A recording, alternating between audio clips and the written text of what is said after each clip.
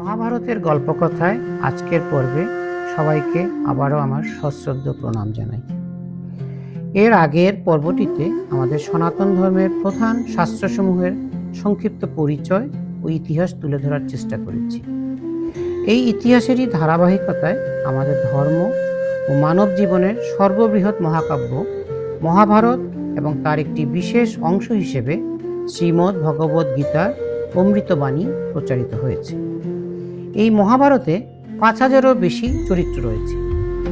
ঋষি বেদব্যাস এই মহাকাব্যটি এমনভাবে লিখেছিলেন যে প্রতিটি পাঠক কিংবা শ্রোতা এই গ্রন্থের কোনো না কোনো চরিত্রের সঙ্গে নিজের মিল খুঁজে পাবেন।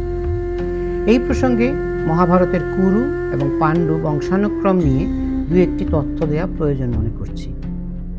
প্রাচীনকালে রাজা শান্তনু নামে এক অত্যন্ত জনপ্রিয় এবং প্রতাপশালী রাজা ছিলেন।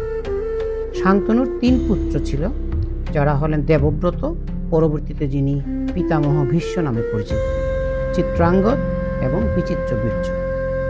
বিচিত্রবীর্যের ২ পুত্র ছিল, ধৃতরাষ্ট্র এবং পাণ্ডু। ধৃতরাষ্ট্রের স্ত্রীর নাম গান্ধারী এবং কৌরব নামে পরিচিত তাদের বংশে ১০০টি পুত্র সন্তান ছিল, যাদের মধ্যে জ্যেষ্ঠ পুত্র ছিলেন দুর্যোধন। পাণ্ডুর ২ স্ত্রী ছিল, কুন্তী ও মাদ্রী। কুন্তীর ৩ পুত্র ছিল, যুধিষ্ঠির, ভীম ও অর্জুন, এবং মাদ্রীর ২ পুত্রের নাম নকুল ও সহদেব। এবারে আবার ফিরে আসি কুরুক্ষেত্রের রণাঙ্গনে।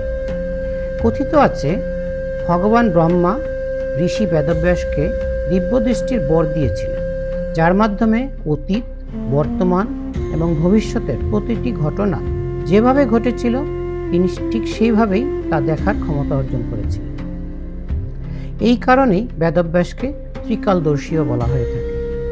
এই বেদব্যাসই পরে আবার তার দিব্যদৃষ্টির শক্তি ধৃতরাষ্ট্রের ব্যক্তিগত এবং বিশ্বস্ত সহকারী সঞ্জয়কে দিয়েছিলেন, যার সাহায্যে তিনি ধৃতরাষ্ট্রকে যুদ্ধক্ষেত্রের সকল কার্য বর্ণনা করতে সক্ষম হয়েছিলেন। ভগবদ গীতার ১ম অধ্যায়ের ১ম শ্লোকে ধৃতরাষ্ট্রের প্রশ্নের উত্তরে সঞ্জয় এই দিব্যদৃষ্টির মাধ্যমে কুরুক্ষেত্রের রণাঙ্গনে ঘটে যাওয়া সমস্ত ঘটনাসমূহ বিস্তারিত বর্ণনা করতে সক্ষম হয়েছিল। ১ম অধ্যায় শ্লোক ১। ধৃতরাষ্ট্র উবাচ ধর্মক্ষেত্রে কুরুক্ষেত্রে সমবেতায়োৎসবঃ মামকঃ পাণ্ডবাশ্চৈব কিম কুর্বত সঞ্জয়। ধৃতরাষ্ট্র বললেন, হে সঞ্জয়, পুণ্যভূমি ধর্মক্ষেত্রে কুরুক্ষেত্রে যুদ্ধে সমবেত আমার এবং পাণ্ডুর পুত্রগণ মিলিত হয়ে কে কি করিল? ধৃতরাষ্ট্র সারাটি জীবন তার নিজের পুত্র এবং তার ভাই পাণ্ডুর পুত্রদের মধ্যে বৈষম্য করতেন। যদিও সাধারণত বলা হয় যে দ্রৌপদী কুরুক্ষেত্রের যুদ্ধের কারণ, কিন্তু ধৃতরাষ্ট্রের এই বৈষম্যমূলক ব্যবহারই যুদ্ধের আসল কারণ ছিল। তার পুত্রদের প্রতি অন্ধ ভালোবাসা, একচেটিয়া পক্ষপাতিত্ব এবং অনৈতিক ব্যবহারই কুরুক্ষেত্রের যুদ্ধের প্রধান কারণ। অন্যথায় একজন বাবা কিভাবে তার ছেলেদের এই ধরনের ধ্বংসাত্মক কাজ অনুমোদন করতে পারেন? পাণ্ডবদের প্রতি দুর্যোধনের চরম ঘৃণা সম্পর্কে তার পিতা ভালোভাবেই অবগত ছিলেন। শৈশবকালে একবার দুর্যোধন ভীমকে বিষ প্রয়োগ করে নদীতে ফেলে হত্যাও করতে চেয়েছিল। এখন আসুন আমরা এই শ্লোকটির কয়েকটি শব্দের অর্থ দেখি।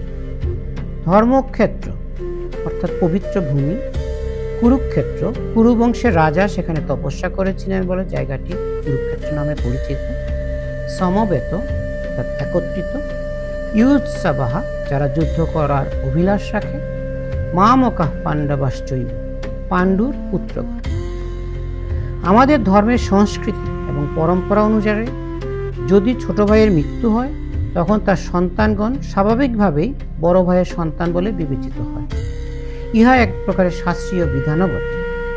অতএব এক্ষেত্রে পাণ্ডুর মৃত্যুর পর তার সন্তান অর্থাৎ পাণ্ডবদের ৫ ভাইকে ধৃতরাষ্ট্রের নিজের সন্তান হিসেবেই তার বিবেচনা করা উচিত ছিল।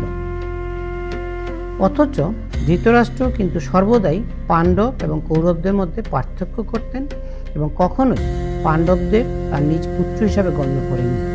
যদিও পাণ্ডবরা আজীবন ধৃতরাষ্ট্রকে নিজেদের পিতার মতোই সম্মান দিয়েছে। জগৎগুরু আদি শঙ্করাচার্যের মতে ভগবদ্গীতার প্রকৃত উপদেশ এবং আলোচনা দ্বিতীয় অধ্যায়ের 11তম শ্লোক থেকে শুরু হয়। তার কারণ এই শ্লোক থেকেই স্বয়ং ভগবান শ্রীকৃষ্ণ অর্জুনের মাধ্যমে তার শিক্ষা প্রদান শুরু করেন। তাহলে আজ এখানে শেষ করছি। পরের পর্বে আরও কিছু গল্প কথা নিয়ে হাজির হওয়ার আশা করছি। সবাইকে আবারও আমার আন্তরিক নমস্কার ও প্রণাম।